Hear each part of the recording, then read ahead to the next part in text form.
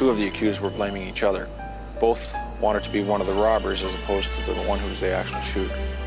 Our task was to identify which one of these suspects was potentially the killer.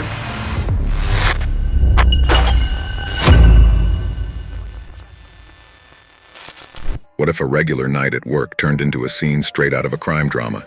Today, we delve into the case of Angel Perez, a store clerk whose life was cut short in a senseless act of violence. But this story not only highlights a bona fide crime, it also recounts the incredible lengths investigators go to find the truth. Join us to explore a tale of a clever, unrelenting pursuit of justice. Angel Perez was a normal 27-year-old man with dreams and responsibilities many could relate to. Working minimum wage at a Toronto variety store, Angel's routine was unremarkable, his nights spent behind the counter. The conflict began on a cold, dark winter morning when an emergency call reported a shocking incident at the variety store. Angel's routine night turned fatal, marking the onset of a mystery that would baffle authorities. Fatima Perez, Angel's mother, drove by the store to pick up her son, only to be met by reporters, investigators, and the tragic news of her son's demise. We went into the store initially to have a quick look at the body, to get a feel for what this situation was about. And we learned that there was a video camera within the store, mounted up above the cash register area. We're hopeful that the tape is running and that the tape is good enough quality to capture what's happened. The discovery of a grainy surveillance video offered a glimmer of hope, capturing the crime but leaving more questions than answers. The quality of the footage offered little in the way of clear identification. So what was on the footage? It was the brutal execution-style killing of Angel Perez, captured on a low-resolution surveillance tape that barely hinted at the perpetrators' identities. The video depicted a chilling scene. A figure brandishing a long-barreled firearm entered the store, followed by two accomplices, their faces obscured. Within moments, Angel was shot. The culprits went on to hop over the counter and take money, cigarettes, among other things.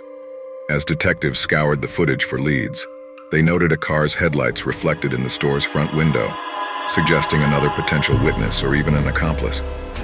They then checked out the nearby ATM's transaction records, discovering that someone had used the machine around the same time. This revelation opened a new avenue of inquiry. As the user said, he saw three men run out of the store and hop into a red sedan. Later on, reports came in about the same red car being towed as it was abandoned. The car belonged to Andrea Goodwin, who claimed to lend it to her boyfriend, Wallace Avery. But Avery provided a different story. He rented the car in exchange for drugs to a man named Goff. While all this transpired, the police received a tip pointing to a teenager named Sherwin Alexander. When questioned, Sherwin immediately confessed to being part of the crime, but said it was Goff who pulled the trigger. The tale becomes twisted when Goff became adamant that it was Sherwin who fired the shot. In other words, the suspects were blaming each other, and all the police had was a grainy video that offered little help. That we receive from stores, banks, whatever, is very bad quality, because these tapes are played over and over and over again, and sometimes they're not the best quality videotapes. I'm able to improve the brightness, the contrast. I can filter. We can help to alleviate the background noise. What we're trying to do is sharpen the image, which can identify either jackets, footwear, or the faces. Faced with the daunting task of deciphering the identities of the culprits from the poor quality video, There had been a homicide, and they wanted to find out about the heights of these potential suspects and they had a video of it. investigators turned to Susan Tupling, an associate professor with expertise in sports biomechanics. The idea was revolutionary. Apply biomechanical analysis to the suspect's movements as seen in the video, a method never before utilized in a criminal investigation of this nature. Tupling embarked on a meticulous examination of the surveillance footage, frame by frame. They were always running, crouching down, reaching over to grab things off of shelves. And so they never stood perfectly still for us. And that's how you measure someone's height. They have to stand perfectly upright for you.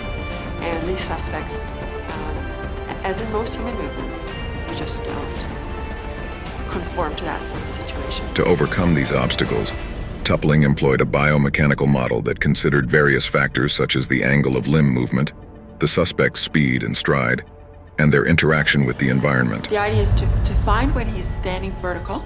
He has to be on one leg or two legs standing straight up.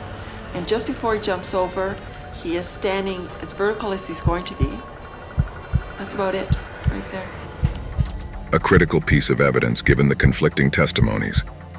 Tupling's method hinged on the principle that certain biomechanical patterns and body movements are unique to individuals of specific heights. By correlating these patterns with the known dimensions within the store, such as the height of the counters and the distance between shelves, she could construct a virtual scene that mirrored the physical reality captured in the grainy footage. This groundbreaking process gave the investigators a new avenue to pursue. Through Tupling's analysis, the investigative team inched closer to resolving the tangled web of accusations. In the end, Tupling's analysis led to a clear conclusion. The shooter was the shortest among them, Sherwin Alexander.